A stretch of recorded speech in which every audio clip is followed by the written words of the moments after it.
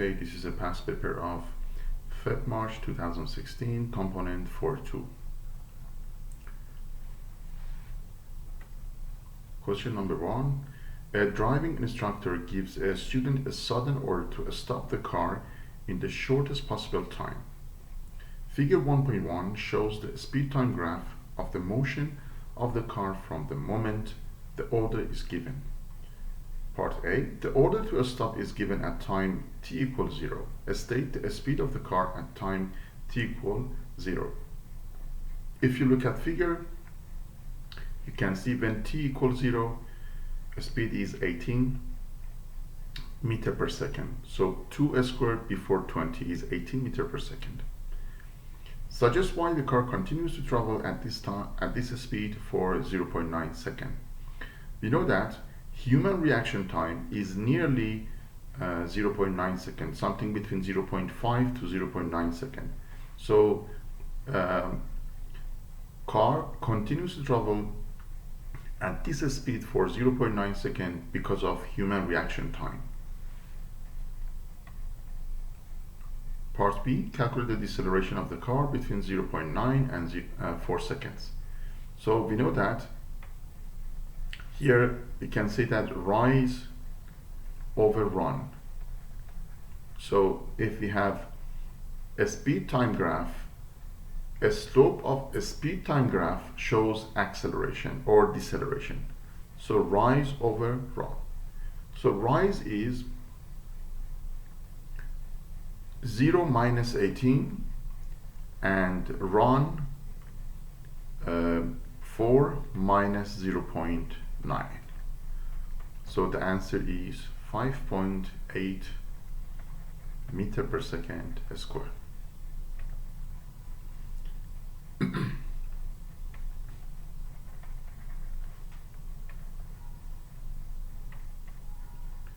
Okay, next part, the total distance traveled by the car from t equals 0.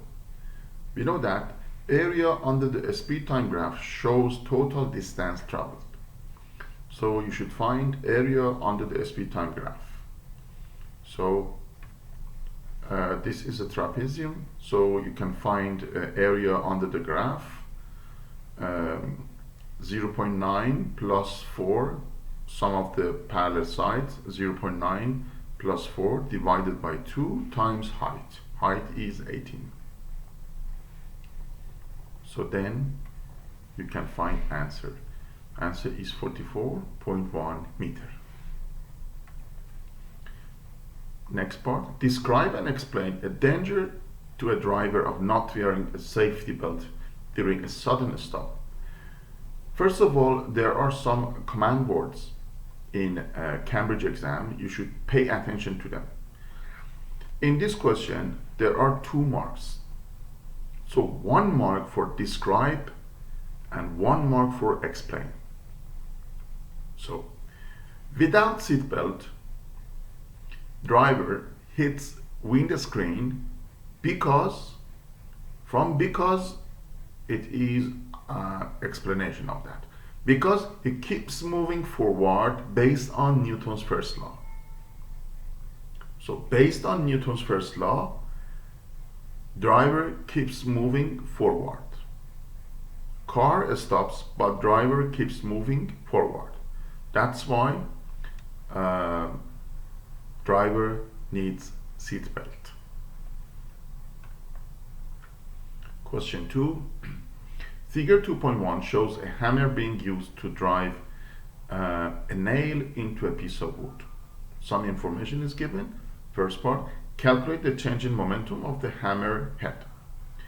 Okay. We know that change of momentum is equal to mv minus u. So mass is 0.15 and final speed is 0. Initial speed is a speed of hammer when hits it is 8. So final is 0 and initial is 8.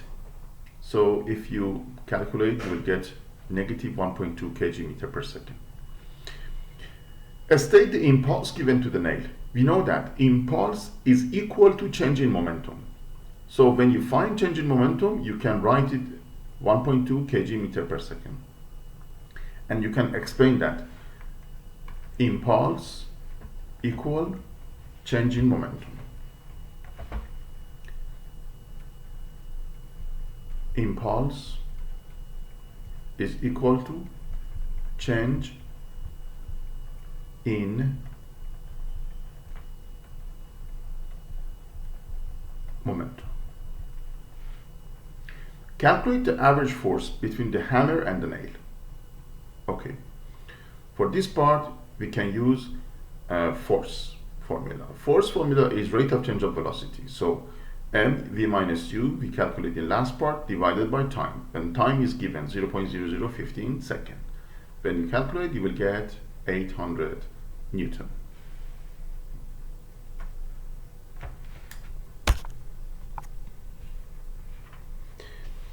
Okay, question number 3. On figure 3.1, draw a graph of extension against load for a spring which obeys Hooke's law. State the word used to describe the energy stored in a spring. So it is elastic energy, or you can say elastic potential energy. Part B, calculate the initial speed of the train. Okay, we know that kinetic energy of the train is equal to energy stored in the spring. That's why energy stored in the spring is given, it is 0.48 joule. So this is equal to kinetic energy. So if you calculate, you will get 0.62 meter per second speed, initial speed of the train. Question number 4. The source of solar energy is the sun. Tick the box next to those resources for which the sun is also the source of energy. So coal, hydroelectric, and wind will be answer for this question. Why we can't use geothermal? Because geothermal causes by radioactive decay of substances inside the earth, and also nuclear causes some radioactive elements like uranium. That's why source of geothermal and nuclear is not sun. Part B shows a solar water heating panel on the roof of a house. Cold water flows into the copper tubes which are heated by solar radiation. Hot water flows out of the tubes and is stored in a tank. Explain why the tubes are made of copper and are painted black. We know that copper is a good conductor of heat and black surface is a good absorber of radiation. That's why tubes are made of copper and are painted black. Second part. In 5 seconds, 0.019 kg of water flows through the tubes. The temperature of the water increases from 20 degrees Celsius to 72 degrees Celsius. The specific heat capacity of water is 4,200 joule per kg degree Celsius. Calculate the thermal energy gained by the water in 5 seconds. Okay. We know that heat is equal to mc delta theta. So m is mass, c is a specific heat capacity, and delta theta is change of temperature of water in this question. So if you calculate, Q will be 4,100. I want to explain something here, so you need maybe in your exam. When it's talking about a specific heat capacity, a specific heat capacity means C. So it is Q divided by m delta theta. And the unit of that is joule per kg degree Celsius. When we are talking about thermal capacity,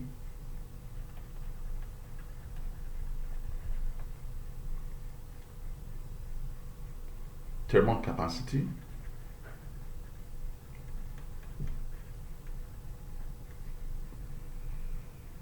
We are talking about MC, which is Q over change of temperature, joule over degree Celsius. So if in any question they ask you thermal capacity, so don't search for mass, because mass is in thermal capacity formula. That's why do not search for mass. This kind of question don't need mass, because thermal capacity means MC, so you should find MC. And MC equal to Q over change of temperature. So if you find heat over change of temperature, you find thermal capacity. Next part, the efficiency of the solar panel is 70%. So percentage efficiency is equal to output power, input power times 100. So we know that power is energy over time. So energy, we calculate it is Q in last part 4149 divided by 5 seconds. So efficiency is, if you write 70%,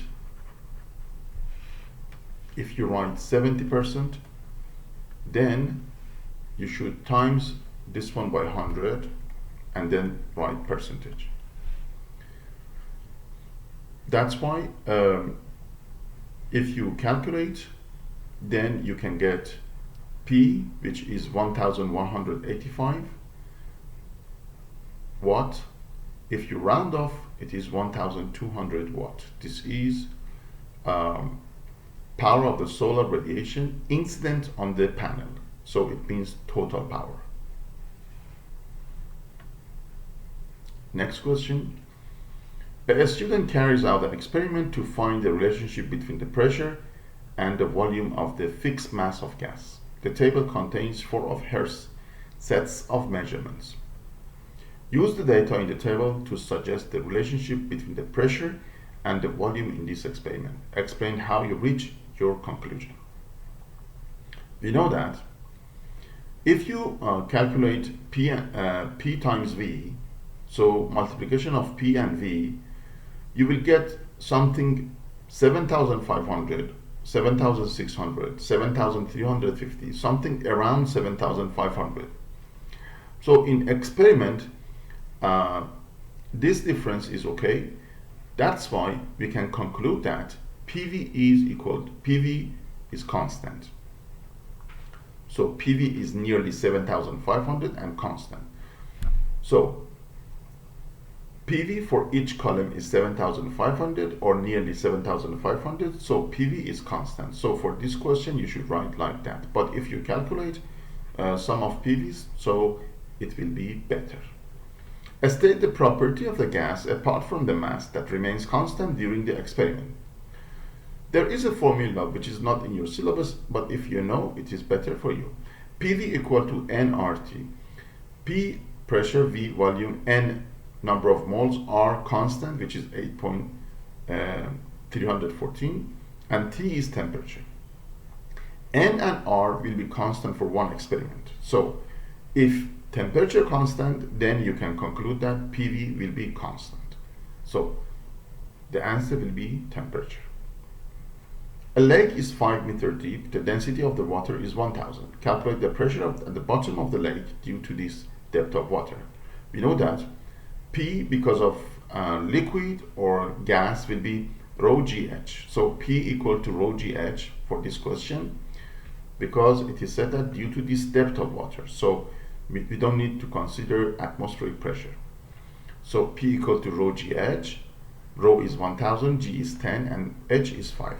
So you will get 50,000 Pascal. Next part. A bubble of gas escapes from the mud at the bottom of the lake and rises to the surface. Place one tick in each row of the table to indicate what happens to the volume, the mass and density of the gas in the bubble. Assume that no gas or water vapor enters or leaves the bubble. Okay. So it is said that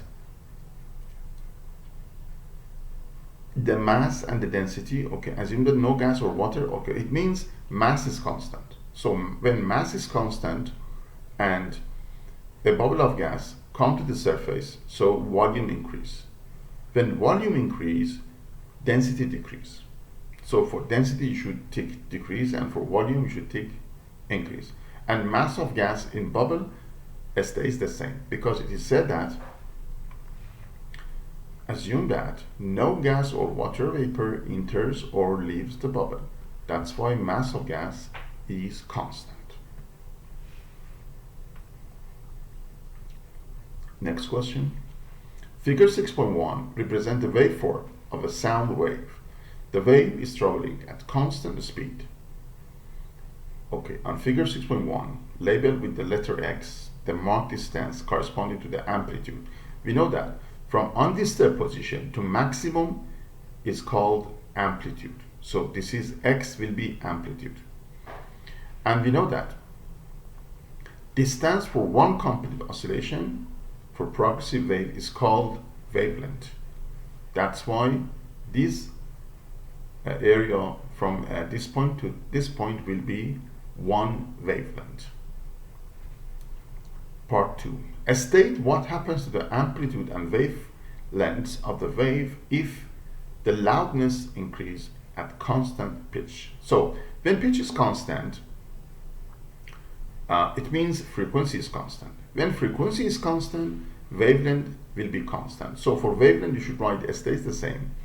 For amplitude, you know that amplitude, loudness depends on amplitude. If amplitude increase, loudness increase. So when loudness increase, it means amplitude increases.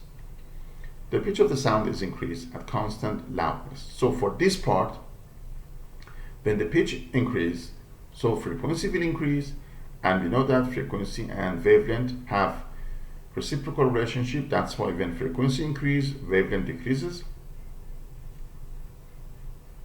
And we know that when frequency increases, amplitude doesn't change. So amplitude stays the same and wavelength decreases because frequency increases. And frequency increases because pitch increased. Okay. Part B. A ship uses pulses of sound to measure the depth of the sea beneath the ship. A sound pulse is transmitted into the sea, and the echo from the seabed is received after 54 milliseconds. The speed of sound in seawater is 1,500 meters per second. Calculate the depth of the sea beneath the ship. Okay, we know that formula for echo is V speed equal to 2d divided by t. So V is 1,500, 2d, d is not given, divided by time. Time is 54 milliseconds. We know that milli is 10. It means 10 to the power negative 3. So 54 times 10 to the power negative 3. So you can get answer. So answer will be 41 meter. This is depth of the sea below the ship. Okay. Question 7. Explain what is meant by total internal reflection and critical angle. Before that, I explained these three figures. If a ray of light comes to the boundary from denser medium to less dense medium, it will diffract it and it will go out. So this is figure number 1. So, and from denser to less dense, it will go away from the normal. That's why R is more than I.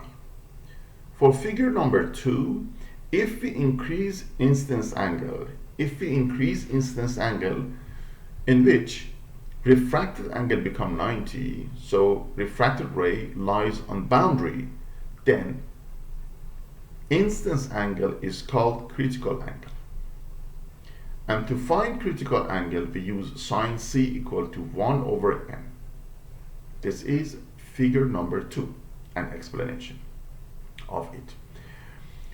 Okay, figure number 3. if you increase I in denser medium more than critical angle, so in the, part 3, I is more than critical angle, then all light in a more dense material is reflected to the same material and doesn't go out, doesn't go to less dense material. It means boundary works like a mirror, and in this part I equal to R. So, and this phenomenon is called total internal reflection. Now we answer part 1 and 2. Total internal reflection. You can say all light in a more dense material is reflected. Critical angle. The angle of incidence above which total internal reflection occurs. B. Figure 7.1 shows a ray of light traveling in air, incidence on a glass prism. Okay. The speed of light in air is 3 times 10 to the power 8 meter per second. The speed in the glass is 2 times 10 to the power 8 meter per second. Calculate the refractive index of the glass. Okay, we know that formula of refractive index is N equal to C over V. C is 3 times 10 to the power 8 and V is 2 times 10 to the power 8. If you divide them, the answer will be 1.5. Show that the critical angle for the glass air boundary is 42. As I said, sin C equal to 1 over N. So N, we calculated, it is 1.5. So if you calculate, C will be 42 degrees. Last part.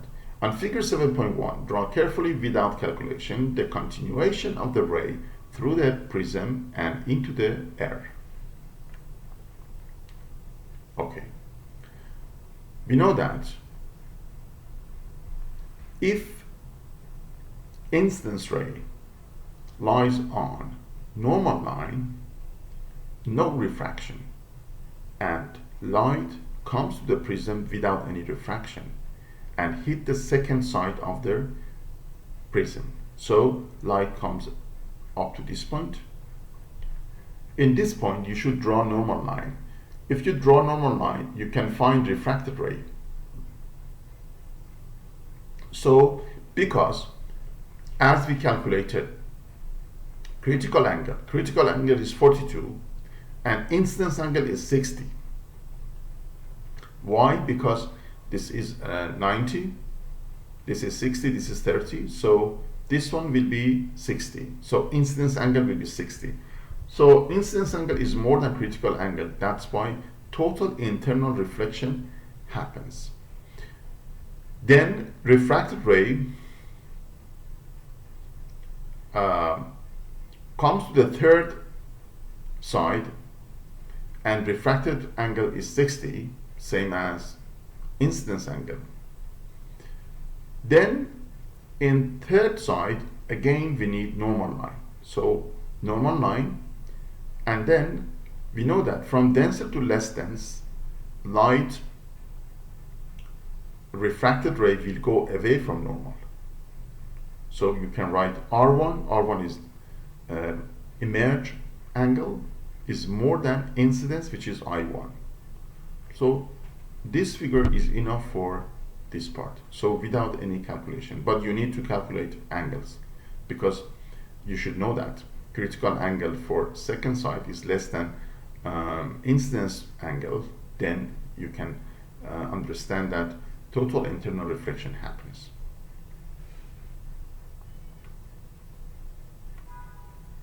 Question number 8. Figure 8.1 shows 3 lamps and a fuse connected to a power supply. The EMF of the supply is 220 volt. Each lamp is labeled 220 volt 40 watt. The rating of the fuse is 2 ampere. Calculate the current in each lamp. Okay. We can use P equal to IV, I equal to P over V. So P of each lamp is 40 watt and V, because they are parallel, so 220 will be for each of them. So divide about 220, the answer will be 0.18 ampere. This is current for each lamp. The current in the fuse. we know that for each parallel you have 0.18 ampere. So for 3 parallel you should add them 0.18, 0.18, 0.18. So for second part, I in the fuse will be 3 times 0.18, which is 0.54 ampere. Third part, the total number of lamps, all in parallel, that could be connected without blowing the fuse. Okay, so 0.18 is current for each lamp, times by number of lamps should be equal or smaller than 2, smaller and equal to 2. So if you consider n will be 2 divided by 0.18, the answer will be 11.1. So if you round off, will be 11 lamps. So 11 lamps can be connected without blowing the fuse. Part B. After a very long period of use, the wire filament of one of the lamps becomes thinner. Underline the effect of this change on the resistance of the filament. We know that R equal to rho L over A. So when filament become thinner, it means diameter of filament becomes smaller. So when diameter becomes smaller, cross-section area becomes smaller. So when cross-section area becomes smaller, because there is reciprocal relationship between R and A, when A decrease, resistance increase. So for this part, you should write resistance increases. State and explain the effect of this change on the power of the lamp. Okay, now resistance increases. You know that power is V squared divided by R. When R increases, P decreases, because you can see the reciprocal relationship between P and R when V is constant, because V is power supply voltage, which is constant. So when R increase, P decrease. For P equal to IV, then V is constant. When power decreases, V is constant. When power decreases, current also decreases. So because current is directly proportional to power in this question, because voltage is constant. So if power decreases, current will be decrease. Question number 9. State what is meant by the direction of an electric field. We know that direction of a force on a positive charge is called electric field. Direction of the electric field. So direction of a force on a positive charge is called the direction of an electric field. Then it is said that draw lines on figure 9.1 to represent this uniform field. Add arrows to these lines to show the direction of the field. If we have 2 parallel plates which are connected to a power supply, then in one plate there is positive charge, in another plate negative charge. So we know that direction of electric field will be from positive to negative. So from positive to negative, you should show direction with the arrows. And then these lines must be equidistant, because it is said uniform field. Because it is uniform field, that's why lines must be equidistant. Lines must be parallel, because they are uniform. And arrows should be towards negative plate. So from positive to negative, you can draw arrows. So for lines must be equidistant, you can get 1 mark. Lines must be parallel, you can get 1 mark. Arrows towards negative plate, you can get another mark. So 3 marks because of these points. Part B, figure 9.2 shows a very small negatively charged oil drop in the air between a pair of oppositely charged horizontal metal plate. The oil drop does not move up or down. So when the oil drop doesn't move up or down, it means it is balanced. So when it is balanced, then you can say that resultant force will be zero. It means F and W will be equal. Suggest in terms of forces why the oil drop doesn't move up or down. You can say that because resultant force is zero. Without losing any of its charge, the oil drop begins to evaporate. State and explain what happens to the oil drop. You can say that evaporation causes a deduction in mass. That's why you can say that mass decreases. So when mass decreases, W decreases. When W decreases, W becomes less than electric field, and then oil drop moves upward. So if you write this part, you can get 2 marks, but for more explanation, I added this part as well.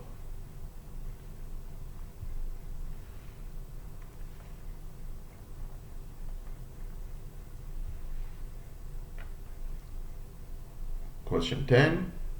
An iodine isotope decays by beta emission to an isotope of xenon Ze. State the number of each type of particle in a neutral atom. So number of protons and number of electrons will be 53, 53, and neutron you should subtract. So for neutron number you should subtract atomic mass from the atomic number. 131 minus 53 will be 78. So for neutron you should write 78. State the symbol in nuclide notation for the xenon nucleus. You can say that xenon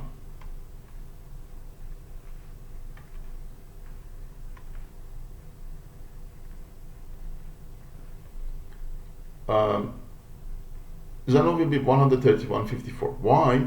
Because iodine is 131.53 if decays happen by beta emission. So beta emission is 0, -1 plus 0 plus 131 will be 131, and -1 plus 54 will be 53. This is conservation of mass and conservation of mass for mass energy. So that's why if here there is 53, then 54 plus -1 will be 53. That's why you should write for xenon 54 and 131. The background count rate of radioactivity in a laboratory is 30 counts per minute.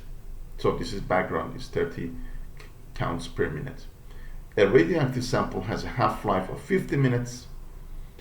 So half-life is 50 minutes. The sample is placed at a fixed distance from a detector. The detector measures an initial count rate from the sample, including background of 310 counts per minute. So first of all, we have to subtract initial count rate, which is 310, minus background radiation, which is 280. So 280 is because of radioactive source. So now, after one half-life, the remaining will be 140. After second half-life, the remaining substance will be 70, and after the third half-life will be 35. So we should find some points to draw graph. So 0, 280. So when time is 0, initial activity rate is 280. After one half-life, it takes 50 minutes. It will be 140. And after second half-life, will be 70. After third half-life, will be 35. So if you find these points and if you connect them to each other, you will get a curve from 0 to 180 to 150, 35.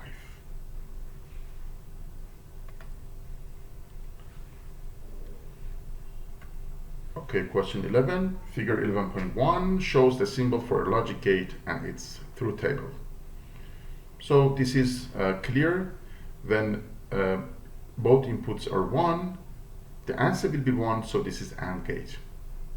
So you should memorize them. There are 4 gates, you should memorize them.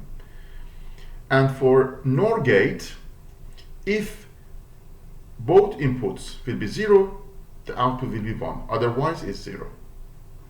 So this is also NOR gate. In this figure, in part B, figure 11.3 shows the symbol of logic gates used to ensure the security of the strong room of a bank. The strong room door will only open when the output F is logic 1. Complete the table to show the logic states at A, B, C, D, and E when the strong room door can be opened. Okay. If we put 1 and 1 for AND gate, the result will be 1 according to table.